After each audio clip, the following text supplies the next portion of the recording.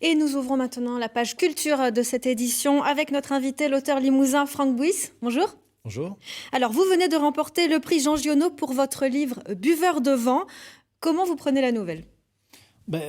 En son temps, lui, il avait salué Melville. Moi, je trouve que c'est une belle façon de le saluer, lui. Saluer cet immense écrivain qu'est Jean Giono, que j'admire depuis très longtemps. Donc, voilà, c'est avec grande fierté que j'ai accueilli la nouvelle vendredi.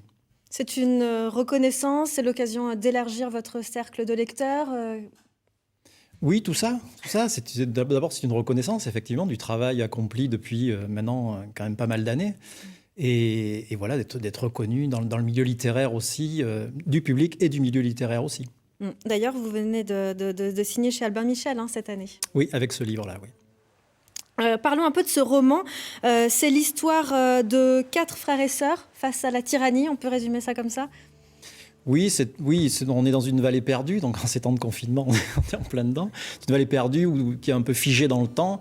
Et 3 frères et une sœur ont pour rituel après l'école d'aller se suspendre à un viaduc en attendant l'arrivée du train pour sentir les vibrations, pour sortir un peu, pour essayer de percuter leurs rêves et d'aller vers un ailleurs. Voilà. Alors, les critiques parlent de récits à la fois sombres et lumineux. Vous en pensez quoi, vous? Oui, ça me plaît bien, oui. Je suis plutôt issu d'une littérature noire, mais à la Soulages, avec de la lumière dedans. Parce que qu'est-ce qui révèle la lumière? C'est le noir, c'est l'obscurité aussi.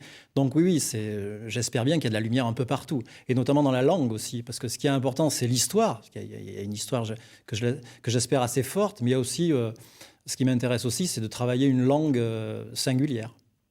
Et ça se passe dans la vallée du Gour. Est-ce que le Limousin vous inspire comme la Provence a inspiré Jean Giono?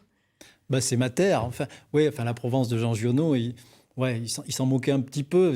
C'est devenu sa Provence à lui. C'était pas vraiment la Provence. Comme ma Corrèze ou mon Limousin natal, ça devient la mienne aussi. C'est-à-dire que je pars de cette terre-là pour en faire autre chose, pour essayer de toucher à quelque chose d'un peu plus universel.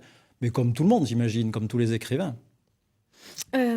Un mot sur le confinement et la crise sanitaire. Comment l'auteur que vous êtes vit cette période? Il écrit.